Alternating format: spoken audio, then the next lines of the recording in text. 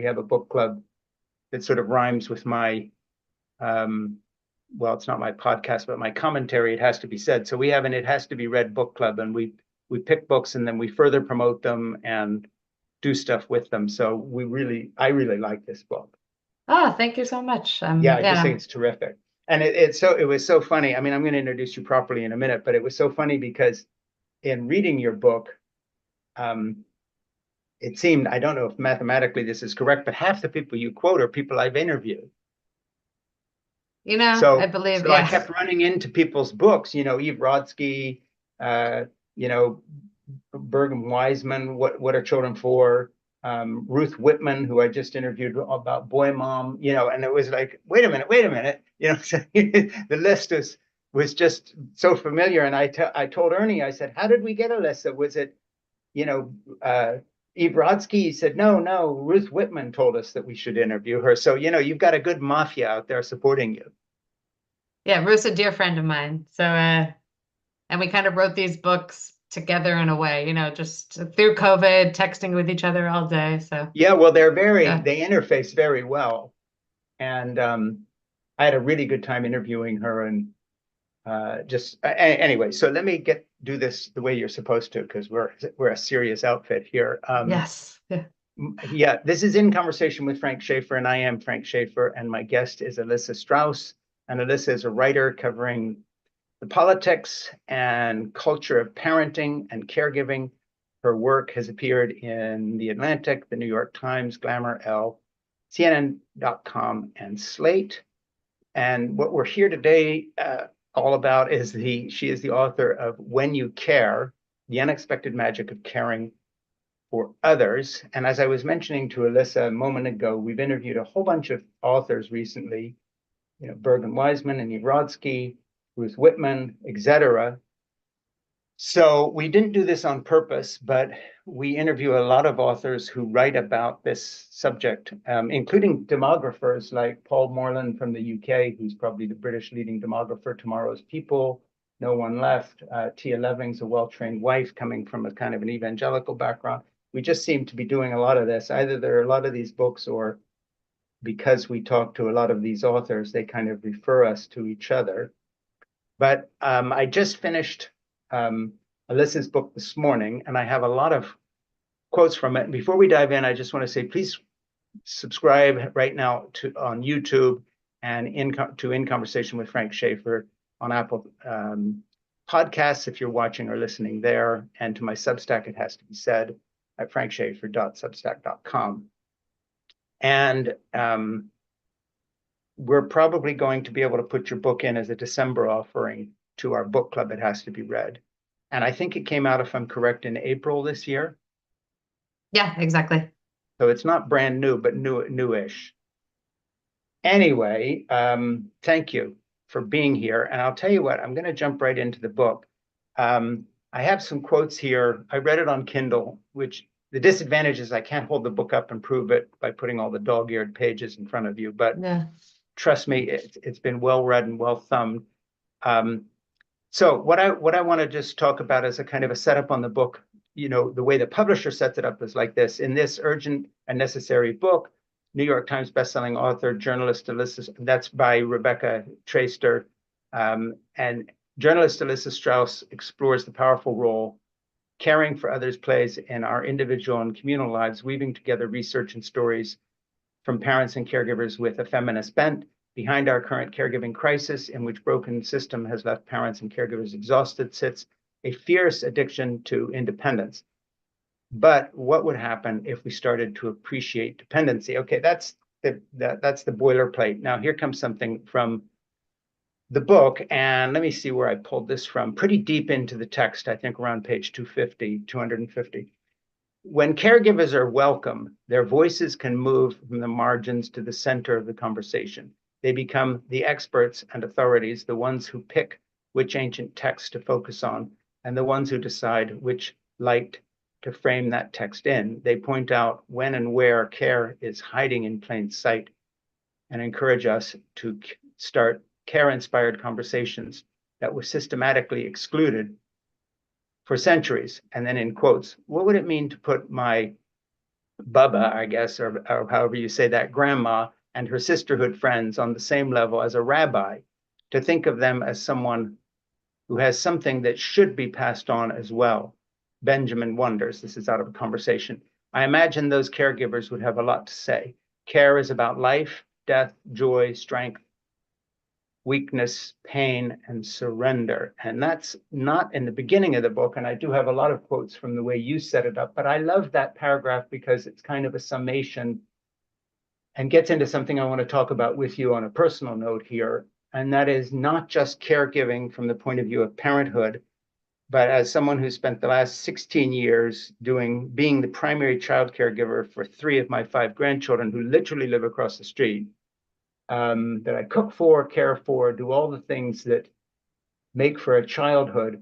One huge thing, and you refer to it in the book when you talk about grandparents a bit, one of the connections that's been lost in the caregiving environment is the intergenerational connection that was taken for granted in most cultures going back to hunter-gatherer. It isn't just that men participated in caregiving, which we'll talk about, before, and up to the industrial age in a way that they don't now. But it was assumed that grandparenting was caregiving to young children. That was the assumption, be it an old Italian farm or a community of hunter-gatherers in the Kalahari Desert, anywhere you look. That's what older people did. They took the wisdom and the life knowledge. So, whether it was breastfeeding or delivery or rudimentary gynecology, somebody was around who had been there and done this.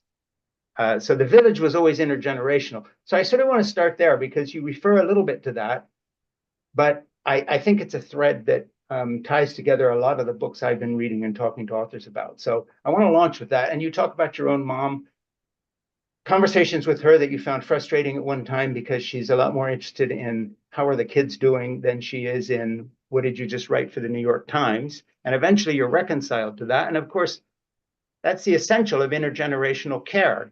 I'm interested in how my grandchildren are doing in school, but what I'm really interested in is just being with them and getting to know them and being their friend and all the things that go with that. So I think that theme is where I'd like to start. Anyway, does that ring any bells?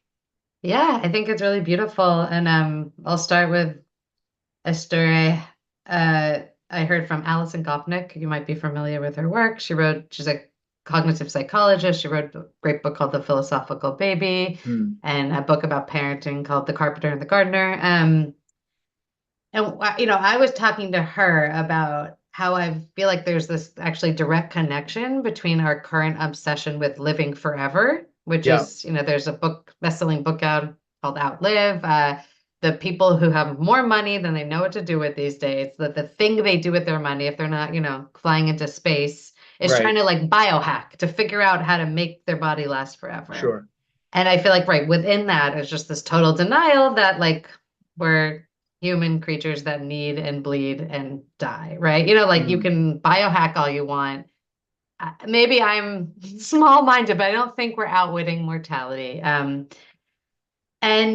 there's just this obsession with living forever. And Alison Gopnik told me that she was doing a talk at Google, and this came up, that if someone had kids, if they spent their life caring, it might make them live less long. That it get, even though actually the research suggests otherwise, but Yeah. in that kind of biohack, like everything has to be monitored and made as efficient as possible mentality, children get in the way. And she said to them, well, if you have kids, that is another way to be Sure. immortal. Like your body doesn't live forever, but your values and your beliefs and to whatever degree, she didn't speak in the language of spirit and Yeah. soul, but for those of us for whom that means something, your spirit and soul like live on. You Sure. transpose some of it through care.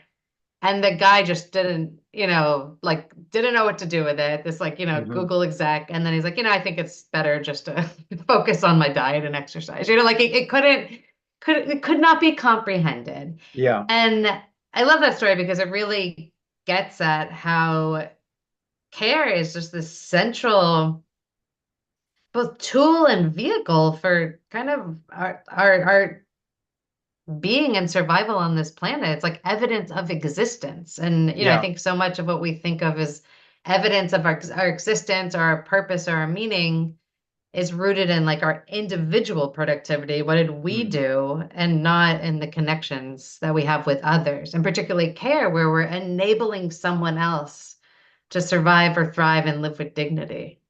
Yeah, and reading a level of joy and contentment in them that we relate to directly because, I just fixed her lunch and she knows I cooked for her and we're sitting down and talking. The reward for that kind of thing. I'm a father of three grown kids and five grandchildren, and I know it sounds a bit hyperbolic or sort of like your example, someone saying, "Oh, I don't get that. What do you mean? You'd rather be uploaded to your grandchildren's brains than to a computer." Speaking for myself, I would rather be, That's a great way and to their put it. Yeah. hearts. Yeah. But the happiest moments in my life, I'm sitting over there looking at a self-portrait my 16-year-old granddaughter made for me for my birthday. I just turned 72. And I kind of touched that on the way out of the room like an icon. I don't know where any of the reviews of my novels are. I mean, seriously, like I know I've had some good ones and I've sold some books and other books as well, but none of them become sort of talismans of this is why I'm here. And the other day, she gave a great compliment to my wife, Jeannie, just conversationally. She didn't understand how this would impact my wife, who's 73. She said, "Oh, my friends and me were talking, and they all know us because we're such a part of their life." And we were comparing notes on who we know who's old, quote unquote, because Jeannie and me are old. Um, and the other girls, she has about six friends, they all hang out together, high school friends, were saying, "Well, who of everybody in our circle would you like to be like when you're old?" And they all agreed, it was unanimous, that they want to be like you. My granddaughter told Jeannie, they want to be like you, Nana. They all agreed that when they're old, they want to be like you. And I was thinking of that kind of intergenerational passing on of not just wisdom, but a kind of a meaning for life, a meaning, people who have a sense of the meaning of life invested in those relationships. Well, they talk about her that way because we're invested in their lives because Lucy brings her friends over here. And so Jeannie is known to these teenagers. She's, quote, an old lady. They're looking to her for something. Um, and again, she just took so much meaning from that. It was such a lovely thing to have happen, and so out of sync with the way we define success. It's a funny thing. I was looking at your bio on Amazon, and they were defining you as a writer. And I was thinking to myself that if someone actually read the book, they would have said that they would have put who you are as well, as a human, that you're someone who cares about your children. You're involved in a marriage, which, you have, in other words, even in the midst of pitching a book on Yeah. connection, they're pitching you in exactly the kind of bloodless, forlorn way that we all get pitched in terms of who are you? We mean, what do you do as a career? We don't really mean who you are. Yeah, I love that. And I think it gets at how thorny it is to talk about motherhood because we have never really given it the curiosity it deserves. Yeah. It's pivoted from the fairy tale version, which is Yeah. flat, the selfless, altruistic fairy tale version, to the nightmare version and a competitive sport. So now to Mm-hmm. say I'm a good mother, I think of myself as a good mother. I Yeah. say that though, I hesitate to say that because I know that the culture we live in presents motherhood as a competitive sport and Yeah. not a relationship and Yeah. something with instrumental outcomes. So I'm a good mom because my kids are successful in X, Y, and Z. That's not why I'm saying it, but that's how it Yeah. might be interpreted. Yeah. When I It, say I'm a good mom, for me, it's because it's something I deeply invest in, and it's a huge meaning making experience for me. yeah.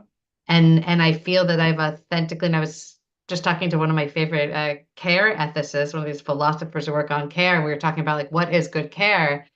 And for her, it's like if you can then give someone else the ability to make meaning for themselves, Mm-hmm. that's good care. And I right, so I'm a good mom by that metric, and I'm proud to say that because I invest a lot. I get great meaning. I wrestle Yeah. with myself through my care I give my kids, and I feel as though I've opened up ways for them to make their own meaning and then teach me in return. Yeah, you have a little passage here. Again, it's from later in the book. My newfound revulsion to certainty, I love that phrase, may have had as much to do with the circumstances of opinion writing as it did with the way caring for my children filled me with a longing somehow, somewhere, to return to a purest state of human connection, not unlike that which I experienced when being cared for as a child. I remember the power of one person seeing another. I love that. And I just want you to talk about that a little bit because it's a very powerful little passage. I mean, it went by quickly, and then I just stopped and said, no, I'm pulling that one out. We're going to talk about it. The power of that, your own childhood connecting with you now being the caregiver. And I just love that. So that was my first big epiphany, so to speak, from parenthood. Yeah, And it sounds so simple. And it's something we all know, and yet we yeah. don't, and then we don't know at all that people are different than us. Mm, That's the big aha. yeah, And when I had my son Augie, the type of writing I did was what was called hot takes in the 2010s. I made a decent living off of having strong opinions every day. I mean, this sure. was, and that kind of journalism, for good reason, has kind of fallen out of fashion, but that's what I did. And I lived in a Yeah. place where certainty was rewarded. And I had this kid who saw the world differently than me. And it's something when someone cares for you, Mm, you are required to like attempt at least to enter into their subjective experience more than in other relationships. Even, yes. you do it in friendship? Yes. Should you Yeah. do it in marriage? Yes. But when you care for someone, you're really to give them anything that resembles good care, you really need to try to see the world through their eyes. Yeah. And in trying to see the world through my first son's eyes, who is a deeply careful thinker and remains so to this day. I would not be Mm, surprised if he becomes an analytic philosopher one day. Deeply careful thinker. Um, he wasn't uncertain in the way that he was insecure and nervous. He sure. really wanted to understand everything Hmm. before he decided upon anything. And trying to see the world through his eyes held a mirror back up to me, and it made Yeah. me realize that the kind of writing I was doing was maybe, I mean, I'll start with the word boring even. That like Yeah. what fun is it to live a life where you think you know everything? What do we Yeah. get from that? And Yeah. so I joke that, having kids ruined my career, but not in the way you think, Mm, because I did lose an edge as a writer through my experience of care and becoming mm, a thinker that wants to appreciate other people's realities and not just get stuck in my own. yeah. The world rewards big, bold, ideas that Yeah. say this is right and this is wrong. But it doesn't matter. Like I don't want to go back to being that kind of writer. And Mm, I appreciate so much how much my kids constantly make me challenge who I am in this world, what I believe in this world, yeah. and in ways small and large. Well, you have a lot of passages in the book, and I'll quote some. We can get to that, but talking about how artists, the idea of can you be an artist and a mother, these two things are, in opposition to each other. And then you talk about the fact, well, why can't you be both? And also how people are disparaged to allow, God forbid, sentimentality, to creep in as it would be labeled by someone else, that this has to be this kind of hard, pure um, statement. So that's a theme in the book. But I want to go back into what you're talking about certainty. The deeper I got into caring for those two distinct individuals, that's your children, the more I began to question the certainty I paraded around in my writing. How could I be so sure how the world was?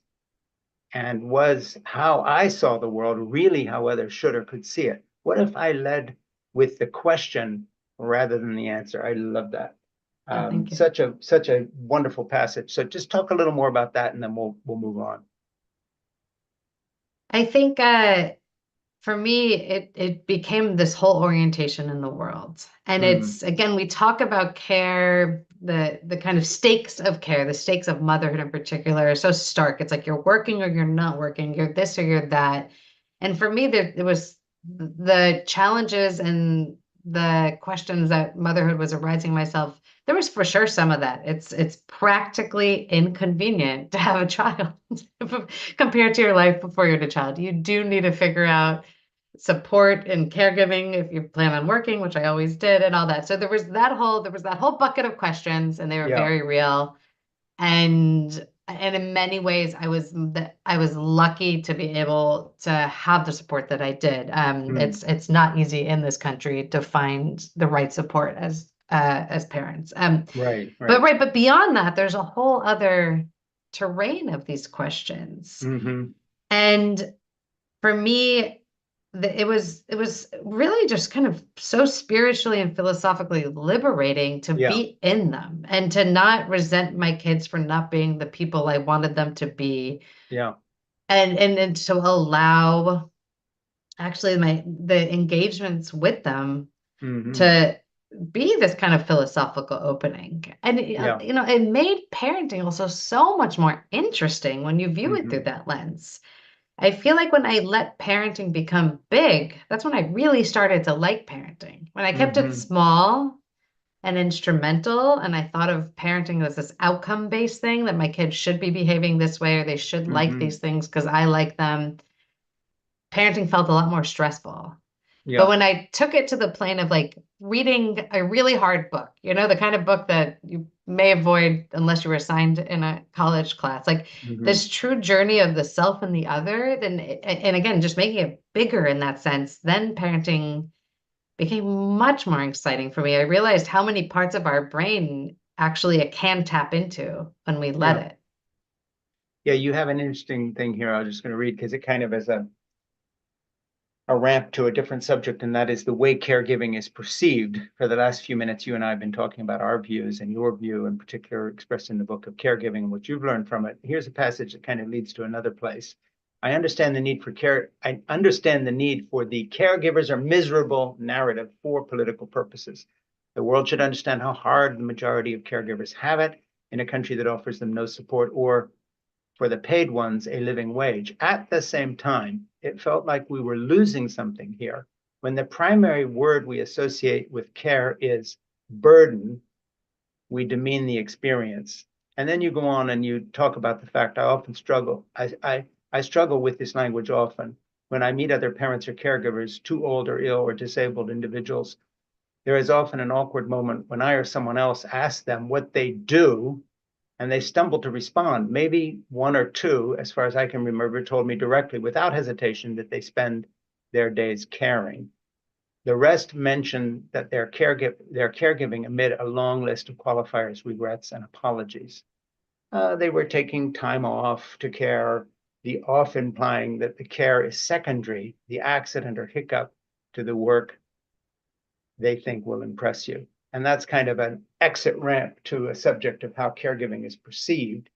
Really beautifully written passage again. Um, so let's go there for a little bit. Talk about your journey, but your journey is not not in a vacuum.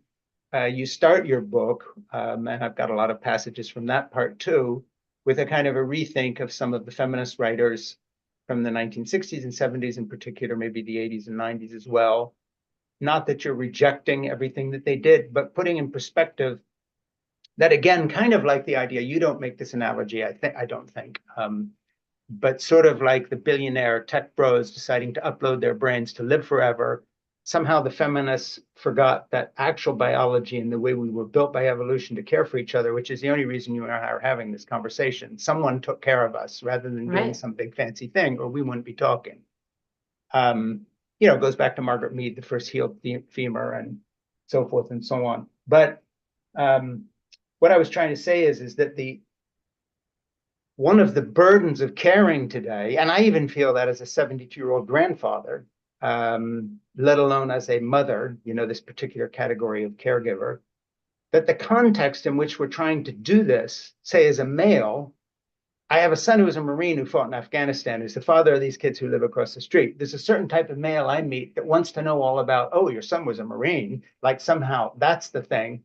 Not so much, I'm fixing lunch for his 10-year-old again today and homesick from school. I took her to the doctor's appointment, got the strep test.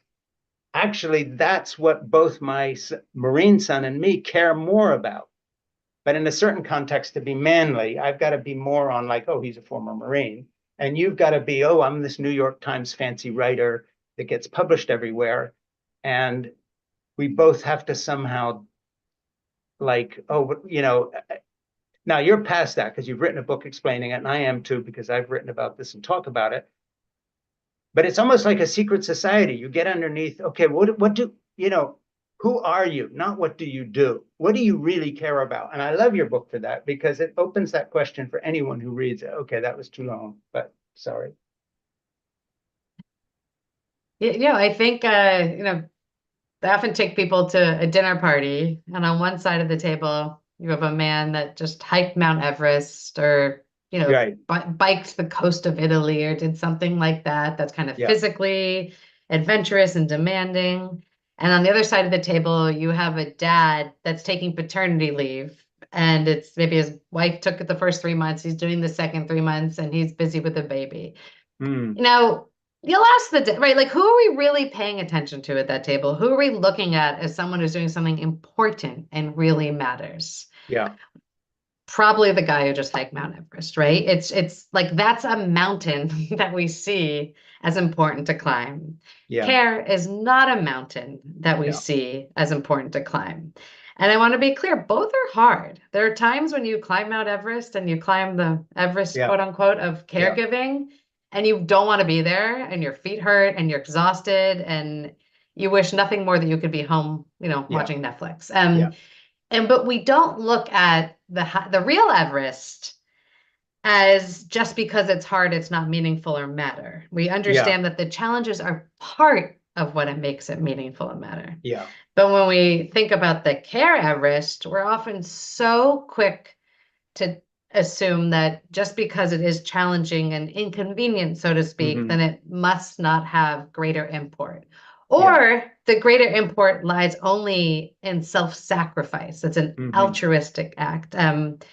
One of my favorite care ethicists, Maurice Hamilton, says care is not altruism. I think it's such a beautiful distinction Right. because when we see that Everest, right, the care Everest, as just, Hmm. oh, you know, you do it because you're selfless, and this is all about just giving to the other, giving, and you cannot complain.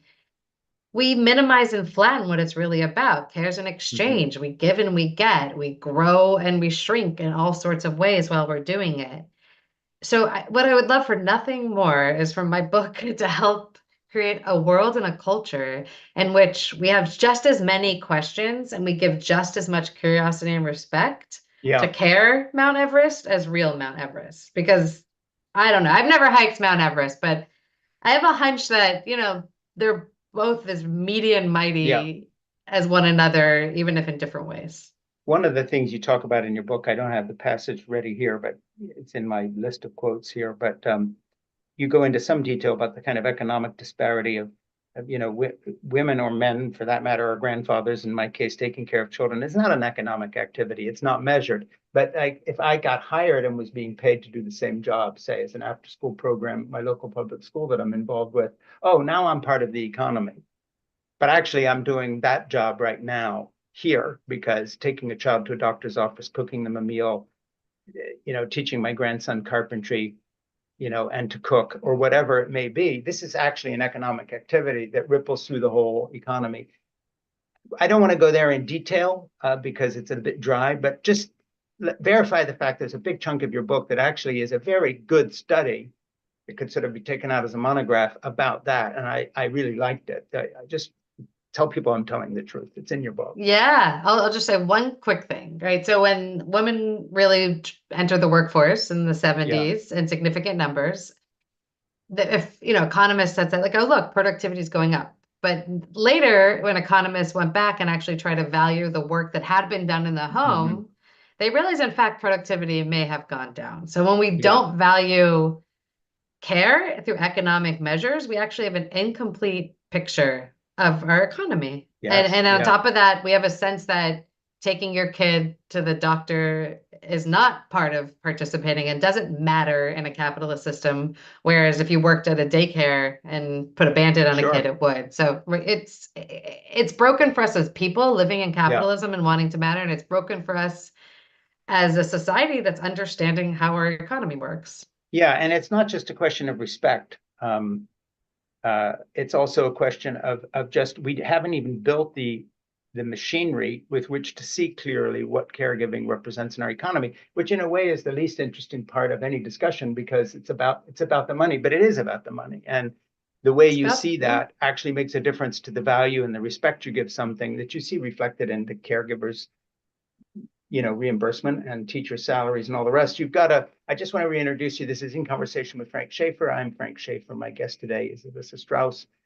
Elissa is a writer who does many, many important and fancy things, throw in the New York Times thing and all the rest of it. But big news here is she's the author of When You Care, The Unexpected Magic of Caring for Others. It is a terrifically written book. Oh, and I apologize. I read it on Kindle. Hold it up again. I was going to ask you at the beginning. There's the cover.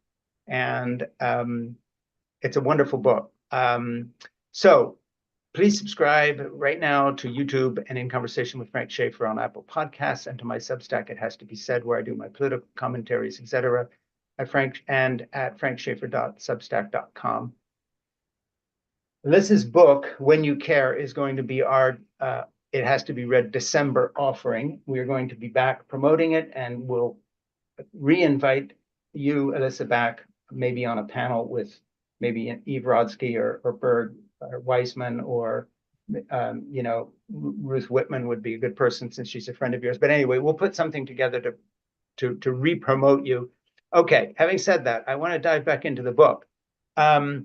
Okay, so this part of your book, as I'll reverse the usual description. This is not business, this is personal, because now we're into my territory. The men I know, you write, have embraced care for many of the obvious reasons, like loving the people they care for and wanting to see them thrive. But, and this is the bit I really love here, less expected, less discussed, is the way that being a caregiver gives them a free pass to explore and embrace these non-macho selves and find a way to connect more deeply within and without.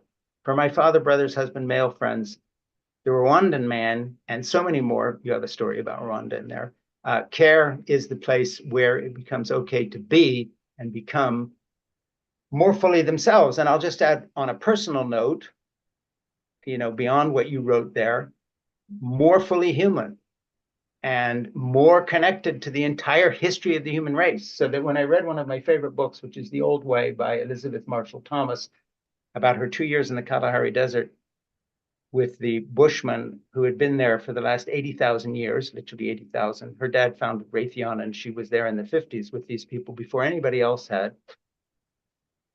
When she recounts the interaction between the males and the females in that hunter-gatherer group of about 19, 20, 25 people moving around together, they reflect everything that supposedly modern feminism hoped to achieve and hasn't. The men do care for the kids, but not because somebody read a book and said you should do this. Your kids die if everybody doesn't pitch in, literally. The old people are respected because, as one young person says when asked by her father how he knows something, he says, oh, I don't know that yet. And the father says, well, why not? And he says, the old people have not told me yet. So the passing on of the wisdom and the intergenerational thing. So when I read your passage, I would just say it's more than just connecting with a better, softer, gentler, kinder side. It's actually connecting with something deeper that goes back pre-industrial, when families all worked a family farm together, and everybody was in this shop that you were making shoes in before it was industrialized, whatever it might be. So I love that bit of your book, because you don't leave us behind, us being males. You don't leave fathers and grandfathers who love children and their wives and their families behind. I love your book for that, because you embrace the other half of humanity in a way often too shamefully. That other half, being the male half, has not embraced the women in our lives and the caregiving aspects of their lives. So thanks for your generosity in that, because it's not just that passage. You pull us in all through the book, and I really appreciate that. I think it opens a lot of doors for people, but I just think you did a wonderful thing there. Oh, thank you for saying that. And, I think 40% of family caregivers for adult parents are men. And while fathers are certainly not doing enough to alleviate women of the mental load, as Eve Brodsky talks often about, or really help moms have equal footing in the labor force, there's still room to grow. Yeah. But at the same time, fathers are doing so much more than they have in generations. They're doing way more than their dads did, and they're doing way more than their grandfathers did. So I Yeah. think and we have to ask ourselves, what's that like for them, and have Hmm. curiosity about it. Again, this there's this reoccurring themes for me. It's like, don't enter with certainty, enter with a curiosity. Yeah. And the more I speak to men about caregiving, the more I learn that for many of them, it really does matter. And it's something that they wish they could do more of, but they have intense jobs that just don't give them the time. Or they wish they could do more of, but they really were never taught how, and they're Yeah. insecure about it. Yeah. Or wish they could do more of and are doing more of. And I even notice a difference between, I'm 44, my husband's also 44, and the difference even between us and the 30 something, couples with tiny children that we see at our synagogue. I see the Yeah. dads running around after the kids during lunch, as much as the moms, even more. So I feel like we need to acknowledge that men are doing more and more care, Hmm. because when we only focus on what they're not doing, I think it can be actually reinforce the problem ultimately, and not acknowledging both the contributions, what they're getting from it, and also what they stand to get from it, and what's holding them back.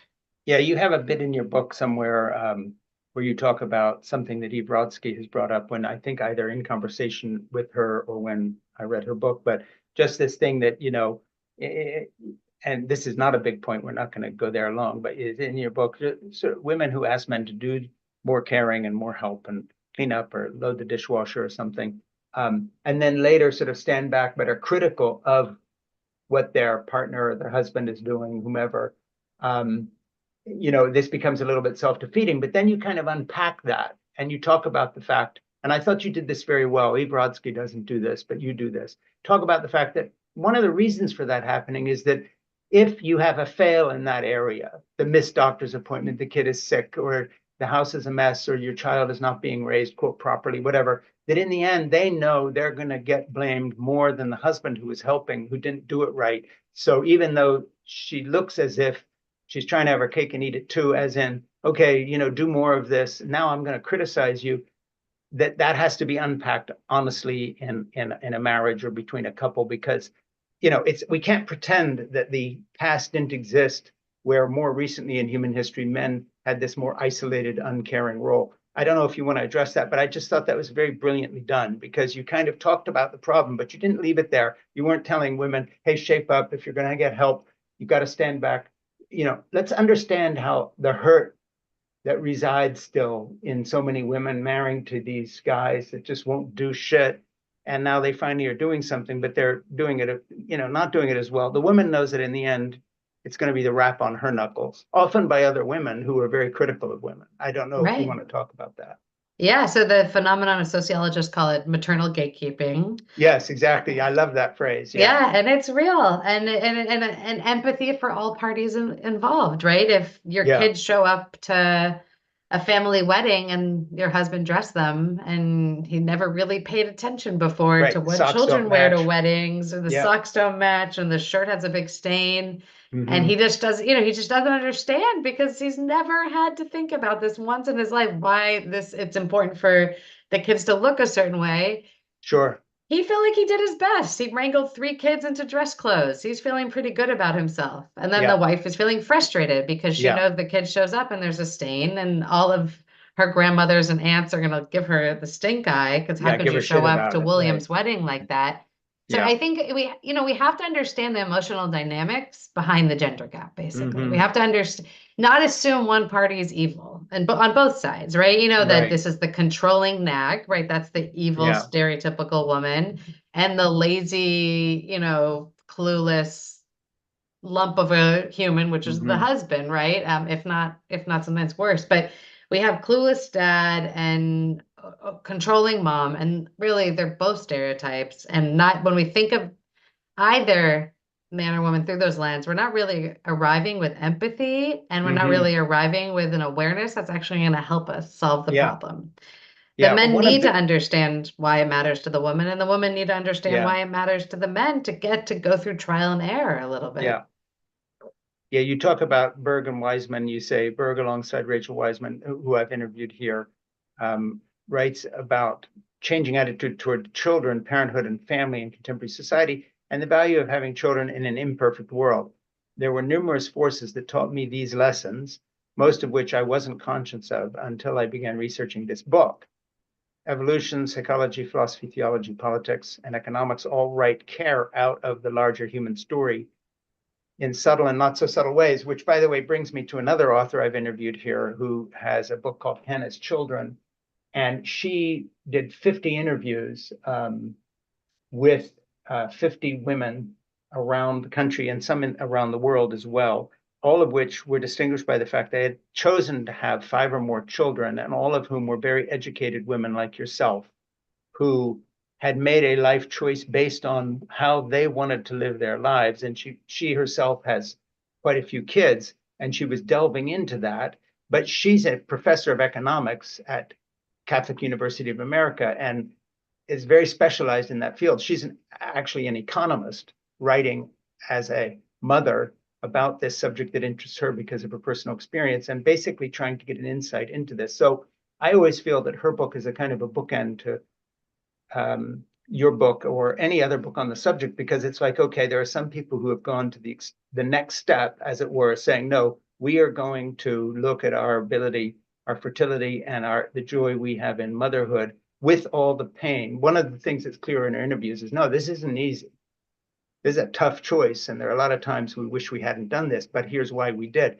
I just found her book very interesting and very revealing in terms of bringing a subject to the table that is, a bit taboo, like your dinner party where everybody's talking with the guy who climbed Mount Everest. Now here a mother shows up saying, I have 5 kids and here's why. And by the way, I have a PhD in economics. And I found her work very interesting. Yeah, I think that work really illustrates. I think the moms were they were all Catholic or mostly Catholic, or no, there were mothers in Israel on kibbutzim, all sorts of people. yeah. I need to read that book. I've read about it and it sounds fascinating. She's an I interesting think, person. You'd love her as a human. Forget the book for a minute, but yeah, she's I'm great. gonna reach out. So I think, often when you hear those cases, and I've read reviews of the book, but I have not read the book itself, Yeah. is that people are living inside a meaning-making system, and it's often religion, in Right. which like children matter. And I think in the broader, more secularized culture of the States, like we don't have shared meaning-making systems in which children matter, in which care matters. Now, this is the rub. I think a lot of the meaning-making systems that allow care and children to matter also patriarchal. So that's all and so for me, part of like this project of this book is like, we've come this far with feminism.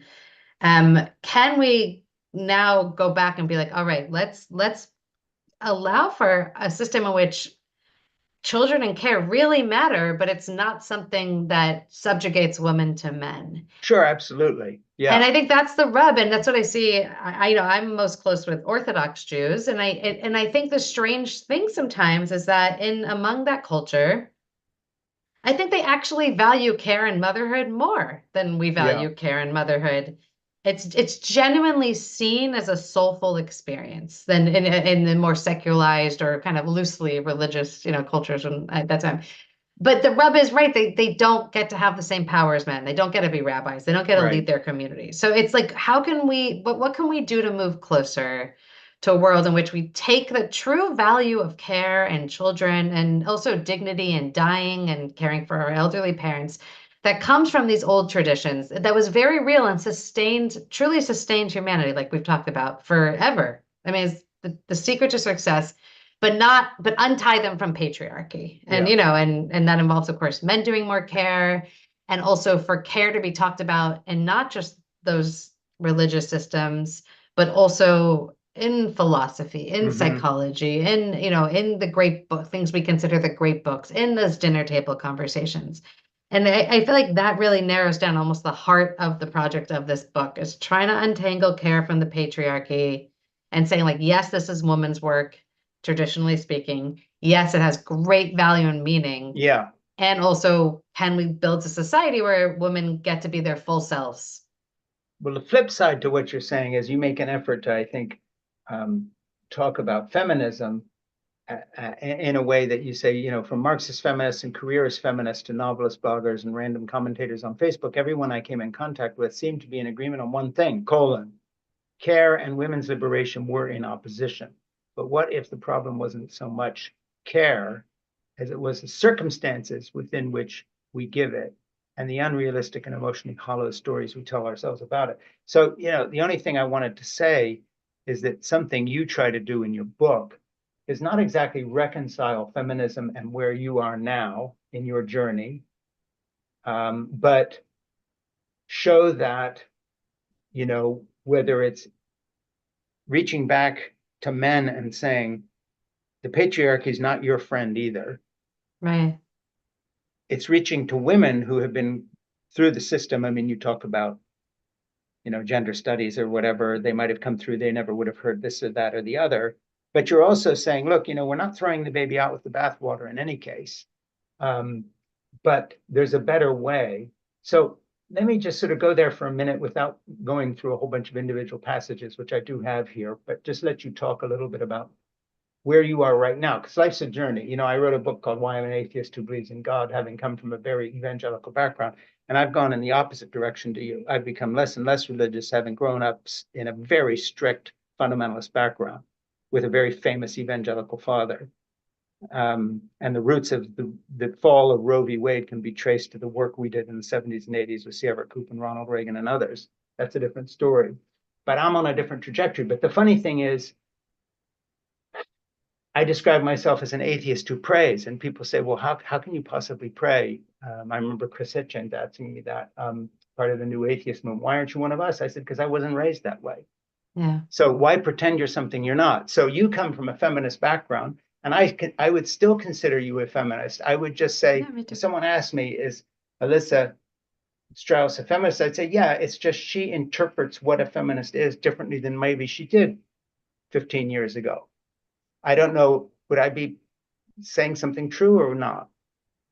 Yeah, absolutely. I think for me, sometimes I think of just this almost as think of it as a journey through a physical space, right? So it's like women wanted to leave the house for good reason. They had all these other parts of themselves that were not allowed to be explored when women were expected to only stay home and do domestic work and childcare.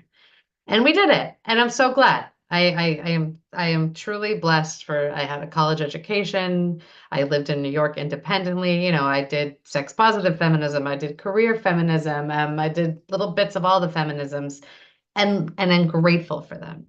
But I feel like if we think of this like Betty Friedan, right, getting all the women to be like, identifying you're not happy in the home, literally called the home a concentration camp, leave the house. And now I'm like, all right, maybe we did that and that was good. And now Oh, I think I couldn't hear you for a second. And peanut butter sandwiches all the way down. Right, exactly. Like the misery of making peanut butter sandwiches for kids, which I enjoy. Maybe we can walk back inside the house, thinking and go back in there and be like, all right, maybe this like it was bad in the circumstances. It was too much of it. It wasn't respected in society. But also like maybe it's not all bad. Maybe there's something here that's Mm-hmm. worthy of considering. And I think that like care really is that live wire in feminism, right? Mm-hmm. Where if someone that this came up a lot recently with the whole trad wife commentary Yeah. and right, these women who really devote themselves to these traditional lifestyles. And it brings up so many good questions because, like, yes, for sure, that they are in some ways meeting what society demands or expects of Mm-hmm. them. But on the other hand, like, who are we to say that people don't genuinely get a sense of purpose and meaning and satisfaction from childcare and domestic work? Yeah, and I think it And goes beyond just what we or they get out of it and gets to the kind of measurable questions that you get in your section on the economy of what actually is building the economy. And if you took all that caregiving out, unremunerated, unpaid as it might be, nevertheless, the economy, it would crash the economy actually because, and so forth. So I think you make a good argument. I guess early in the book, you say, what I'm asking for here isn't for us to deny women the power of going away or to deny the difficulty of care, but for us to see both going away and staying home as something challenging, potentially life-changing experiences. What I want is for someone to also describe a picture of women doing care as, quote, an image about power, about freedom, about trusting oneself, or even better, a man. And that really brings me back to my own life experience. And once again, I just want to say that I think there's a bigger problem here than simply how women see themselves or how culture sees women. And I want to define it in a different way and then get you to talk about that. I think there's an overarching way to describe everything your book is, and that is it challenges our idea of what a successful human being is. And basically, you are redefining what you mean by the word success. So if success is only money and only power over others, then my wife, Jeannie, right now is a failure because she retired from running a publishing company. And all she does is take care of grandchildren and do needlepoint and design clothes in her studio, which could be dismissed as some sort of, fill the hours hobby, which it's not because she's brilliant, but that's a different question. But seen from a different point of view, the reason those 6 teenage girls all want to grow up someday to be old like Jeannie Schaeffer is because she's one of the most joy-filled, kindest, together, smartest, compassionate people they will ever meet. And plus she looks good and they want to be her. When you get to be 73, you want to be like Jeannie. I do. I want to be right. Yeah, her idea of success is not measurable on any chart that Elon Musk would understand. She doesn't sleep under a desk to work all night. She didn't have her kids to populate Mars. She's not going around the world doing surrogacy for people so that she can, get the sperm of geniuses and turn us into a super race or put chips in our brains or upload herself to a computer. Her idea of success is that our home is where all our grandchildren would rather be always, because she's there and I'm here too, I may say, adding to that. It's a completely different idea of success. And I just want to say one more thing. If you measure it in terms of economic return, the fact that her children and grandchildren are going to, quote, do well, male and female, as measured by that other standard, ought to be something too. They know who they are. They've always been loved. Her great talent is to love well, and she always has. Yeah. And she's sending people into the world of the kind that demographers all wish we had more of. So even measured in that sterile, horrible, Muskian SpaceX, go to the thing way, even there, Jeannie wins. And I'm really tired of a culture that doesn't recognize that. Yeah, absolutely. I mean, there's lots of research and data that shows that when kids receive good care and their parents are able to give them that good care and have the support necessary, they become higher functioning adults. They contribute more to society, both just as humans in the civic kind of collective sense, and also they are better and more productive employees. So it's right, these things are all connected. Yeah. And, so my book is split between the first half really looks at the societal value of good care and our collective experience.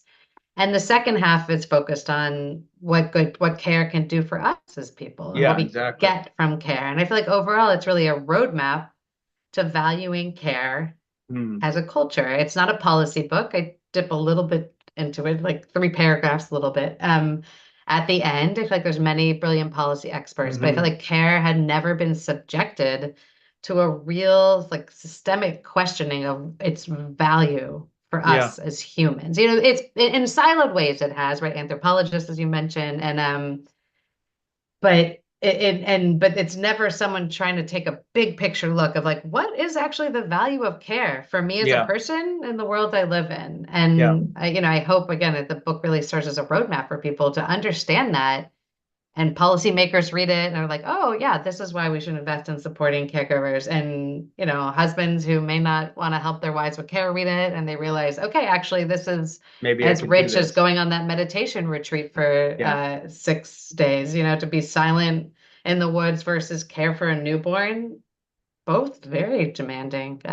So, you start your book, literally, this is how you open it. And we've been going through different passages, but this is how you begin it. I went into motherhood determined not to lose myself in it. the obliteration of who I was or who I thought I was, who I could be or thought I could be, all felt inevitable without a conscious defense. When my first son was born in 2012, I believed I was ready. By then, I had spent over a decade reading, admiring, and aggressively underlining many feminist marquee name books by the likes of Simone de Beauvoir, Betty Friedan, and Virginia Woolf. They were all different thinkers with different agendas, living in different circumstances, times and circumstances. I'm not going to ask you to talk about that, but I'm going to say yours has been an interesting track because, to my surprise, fortunately, I didn't read anything about your book. I just read the book, which is always a good thing. So I get to the last chapters, and you now are going to what would be the equivalent of me going back to church, but you're in synagogue or temple or whatever, and Mm-hmm. you're experiencing the religious life. So I want to talk about that because you write about it in your book. And I'm not saying what about the caregiving experience has led you into to look again at spirituality and religion, because it leads me there all the time. I mean, that's inevitable. You're going, this is the big question. What do I care about most? I mean, that's it. What is the purpose of life? So I didn't find it unusual or surprising, but I know this is going to sound odd, and I don't want to go where angels fear to tread, but like all Please do. Yeah. authors, yeah, like all authors, and I do this all the time, okay? So I was just talking to a friend of mine who teaches writing, who's reading something I'm writing right now, and I'm trying to get some notes from her. And I said, let's cut to the chase here. It's over footnoted, and I quote a lot of people because I have something to prove, and that is I want people to take what I'm saying seriously. And the real part of the book that comes from me is not the footnotey bit of quoting people. It's what resonates with me.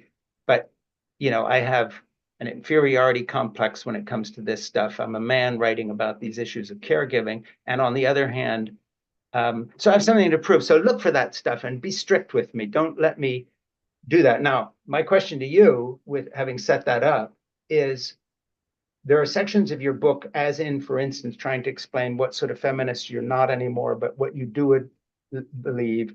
And then when you get to the religion section, you're Jewish, but you're careful to quote other religions. It's not just us, which I understand, because otherwise you come off like a fanatic.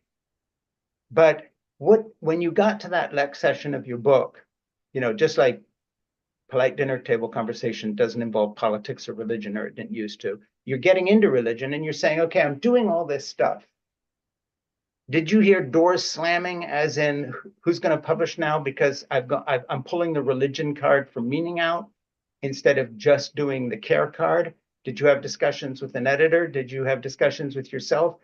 How much of that did you have to couch in terms that would be acceptable to people? Whereas if it was just you and me over a cup of coffee without anybody listening and you trusted me, where's the real you on the journey as opposed to how you present yourself publicly when it comes to religion? Just like I ask myself, where's the real me on my male journey to caregiving and how I really feel about relationships as opposed to how I'm packaging it for skeptics? I know that's an odd question. Yeah. So I think, it's because we're talking about God, right? A mystery as big and strange as this thing we call God. I have a few different answers that may or may not contradict each other. So I think overall, it's definitely vulnerable for me to talk about my faith in a book like this that's really marketed to an audience that's not necessarily, a God audience. They're probably maybe a spiritual audience, kind of goop spirituality, which I'm not trying to reduce either.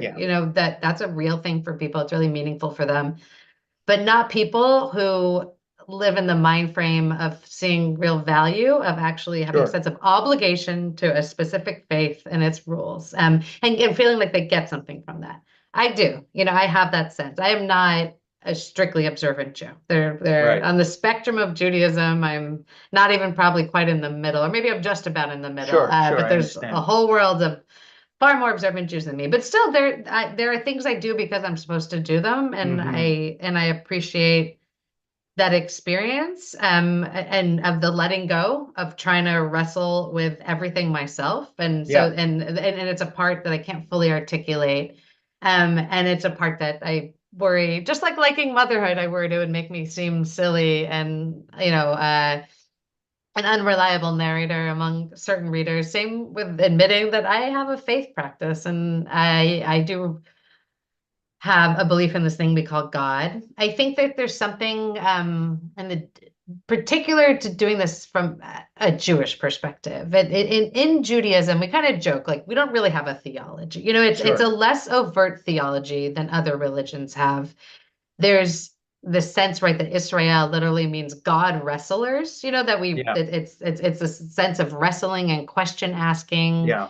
I think, I often like talking about being Jewish. It's like Judaism's a verb more than a noun, right? It's Hmm. like something, it's a way of being instead of a belief system. It's a way of trying to figure things out rather than already knowing X, Y, and Z beyond this general idea that there's oneness, right? That God is, Hmm. we come from oneness and we are oneness. So that's one piece that I think for me, maybe like in the way I approach Judaism made it a little less scary. And I think in terms of like what I think the heart of what maybe what you're really asking now that we have that frame around it of what does this like mean still for my faith? I wrote about how care really fed my faith. Um, and again, I don't know how much it fed my faith in God as opposed to my need for God. My Hmm. need for, I think I forgot exactly how I put it in the book, but a container for the chaos. I think Yeah. I have a phrase, a mystery only as big as God will do. Like the Hmm. awe of creating other humans Hmm. and watching them grow is so big. I need some system to put it in. I need like a filing system. And this is the Yeah. best one I have? Yeah. And it doesn't mean I can always access what I feel and think of as God in every day or every time I'm doing anything ritualistically Jewish or every time I'm with my kids. It's hardly like every moment feels charged with a holiness. But it's something that is really there for me and Hmm. resets me. And that's, most pronounced in the weekly Jewish ritual, the Sabbath of Mm. we still have it as like a standing Friday night dinner with our kids. My older one Yeah. may start resisting it in a few years when he gets into the deeper teen years, and I'm prepared for Hmm. that. I don't ever want our religion to feel so rigid that they feel that they don't see the beauty Mm. of it. There's some rules, but not only rules. But for now, we still have this sense that we have something called Shabbat, and we every Friday night we sit at the table and we light the candles and we say the blessings, and it brings us to a slightly different space mentally than we are the Hmm. rest of the week, and where we can kind of reacquaint ourselves with ourselves and each other. And I think like I always can find this thing I call God at the Shabbat Mm. table Mm. every week of just like really seeing my kids, of being able to harness in myself a deeper, pure attention to Hmm. them, and in doing so, a deeper and pure attention to myself. Yeah, I think the subject that you're going into inevitably kind of goes there in that, again, we're talking about meaning and sacrifice because you don't pretend that it's not difficult being a parent and loving. Loving is hard. People sometimes ask Jeannie, how he quote unquote stayed married for 54 years, which she has especially when they get to know me. And, one of her things, and it sounds glib, is just you push on through. It's not just, you're looking for the silver lining, there's no kind of other way. There's just one way forward on anything. It's like, how do you write a book? People tell me they want to be a writer. And my first question to them, and I'm not trying to be an asshole, sounds like it. Well, what did you write this morning? Yeah. Because the problem is not getting an agent. It's did you get up and write? Um, and I think it's the same with these subjects. So inevitably, you lead towards meeting. And then, of course, with someone like me, you become this kind of hypocrite that on one hand is very critical of religion, but on the other hand says grace at the table when my grandchildren come over, because I want them to have some sense that the goodness of life, you have to thank someone for it. Even if there's nobody there, the idea of being in a spirit of thanksgiving is not a bad thing to grow up with. You know, and And writing maybe about that this, goodness is the God. yeah, You know what I mean? Maybe that thing you're summoning is God. Like, did we create God in our image, or is God, yeah, or did God create us in God's image? Like, maybe it yeah, doesn't matter in the end, right? Like, we created this thing called God to capture this energy we can create among Mm, us that you're summoning and like just, or you at least bracketing and pointing out at the table through that grace. Or sometimes for me, it doesn't actually matter which direction it goes. It's mm. almost all the same. Yeah, it's interesting. There's something, I have a daughter who happens to be a CEO of a company in New York, and she's doing all that fancy stuff that the kind of people who read your columns in the New York Times would recognize as valid. And I have been writing about family and so forth. So I wrote to her and I said, well, what do you think? Because you know what my subject is. And she wrote me an email that actually fit a section of your book, where you talk about learning from this experience. And she says, what I talk about it, you know, conferences where they get me to speak because I'm a woman who's done all this stuff. And you have this nice thing about breaking glass doors as opposed to glass ceilings.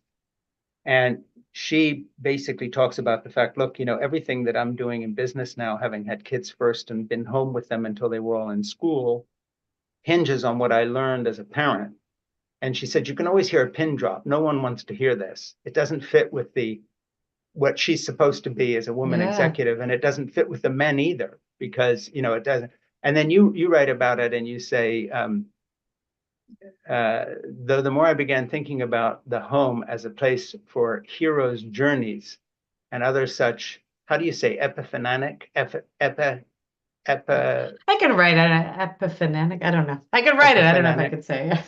Good. I'm glad. I've just, processes, the more I began to realize that this distinction between what happens inside the walls and what happens outside of them is not as firm as I'd long imagined. Our domestic and public spaces, our domestic and public selves, have never been and will never be two entirely separate entities, but instead are intimately entwined. And then you go on and you say, when freedom and independence are the most important things in our personal political lives, then any space in which they are limited will conveniently be seen as inferior. Male thinkers over the ages didn't ignore the existence of the domestic space, but they kept it small, uninteresting, apart from the complexity and the chaos that is real life. And I would just, that's the end, what I'm reading there, but I would add, but of course, that's the same fallacy in reverse of certain elements of the feminist movement, and where I would look back at some of the reading I've done over the years and the people I've known personally, and discussed with, in the context of my own writing, it's that same narrowness. And so, what the men did for centuries in terms of patriarchal society, in the pushback against it, very few people did what you did. And that is to say, yeah, but I'm trying to come up with something that isn't and or, but both. And I think your book's very refreshing that way. I just would give you an opportunity to talk about that a little bit. Thank you. Yeah, and I think in many ways we've all been living like this forever. I mean, even if you are a man, associate yourself as a caregiver, you became who you were through care. I mean, Yeah. there's an abundant body of psychological research, attachment theory, and whatnot that shows that like all of our capabilities to function as adults are rooted Mm-hmm. in receiving good attuned caregiving as children. So we all come from care. We're not just born and set free to be, to go on our mighty independent journeys. Like we at least are born from that place of attunement, and then too few of us then grow up to see what it to appreciate what it's like to give that attunement on the other side, to Mm-hmm. receive through the giving of care, not just the getting of care. You say in the book, in 2016, the Pew Research Center published data on gender and religion among six faiths in over 84 countries and found that, quote, globally, women are more devout than men by several standard measures of religious commitment, end quote. One reason, according to a number of sociologists, is that women's firsthand knowledge of the beginning and the end of life makes it much harder to walk around acting like one has all the answers. Boy, that that rang so true with me in terms of just, and I would add, and I would say, by the time you get to my age and you're talking about having grandchildren and half your friends are dying or dead, and you yourself have start cascading health threats, then the kind of glib compartmentalization of life into job versus the things that give me meaning, it either, to sustain that in the midst of facing real questions about mortality, for instance, just like you're talking about women, the start of life, I think part of that is just the wisdom of growing older. If you're not one of these tech bros who apparently don't get any wiser, they just become more self-centered. But the rest of us, or a lot of people, are drawn into looking at things, like I said before, kind of redefining for yourself what the word success means.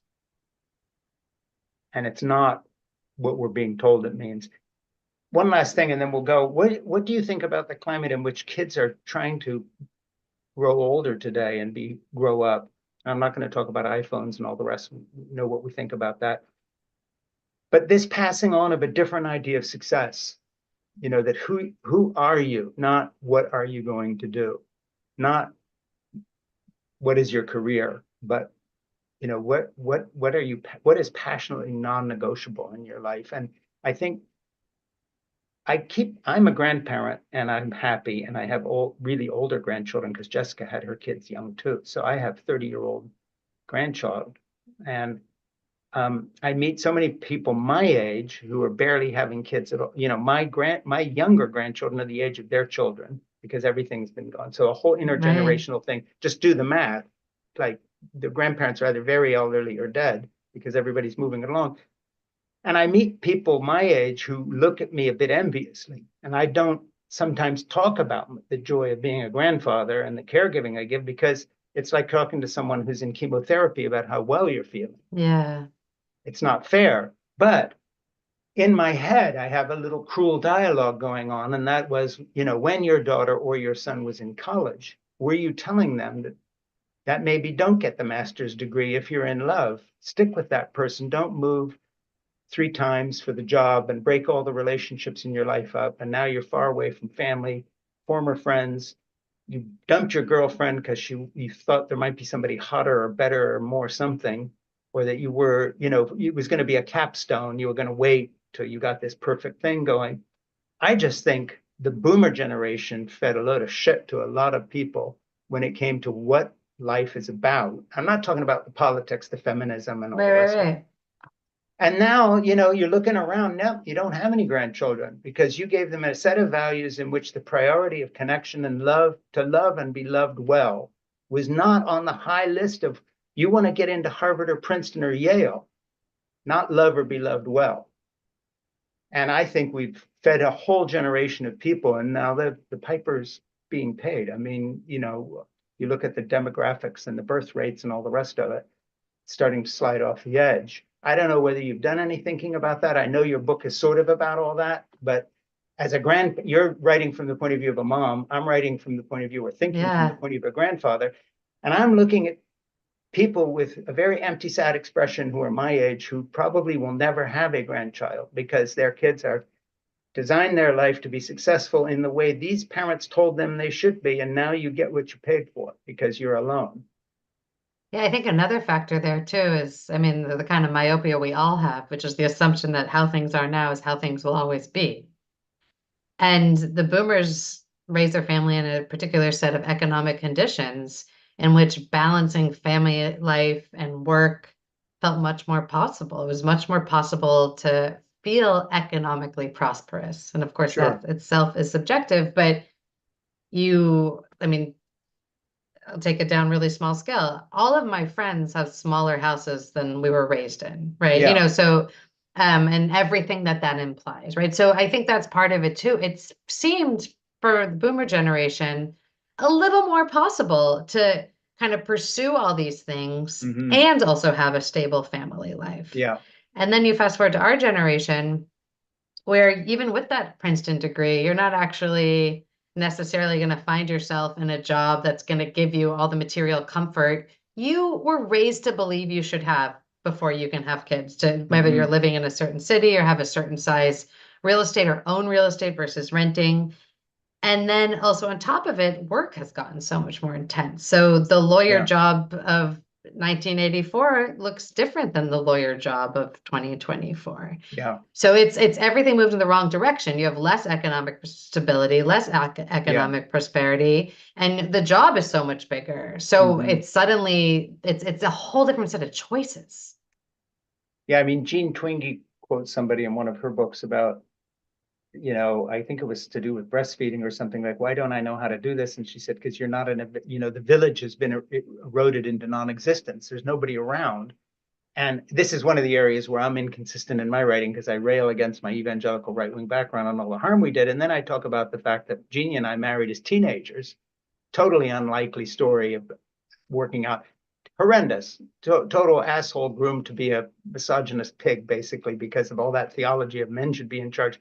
Took me a big chunk of my life to unlearn it all and turn into somebody different. But that said, one of the reasons we stumbled along through the first 10 years with these young kids was we lived in this little evangelical mission, and they got a lot of things wrong, but not childcare, help, Yeah, babysitting, sisters down the road. We were literally in a village. And without that, we never would have made it. So you can reject all those ideas and have your nice, fancy what career or something instead, or whatever it may be. Hey, I am a big critic of evangelical right-wing Christianity. Why are Jeannie and I still married? Because we had a role model of some evangelical Christians who sometimes were assholes, but they got one thing right. And that is, you were never alone as a young couple. You needed yeah, help, you had it. Medical bills, insurance, no, you were part of a community. It was taken care of. And of course, um, there would have been a time when I tried to work that out and say something rational about it, but I can disagree with some of the basis of that community, still be very grateful on a human level that I experienced that village life.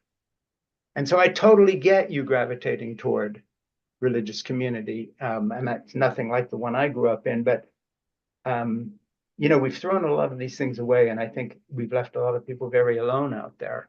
And right, even, and you talk about this in your book, and it's an area that I've studied some, and that was even on actuarial tables of longevity.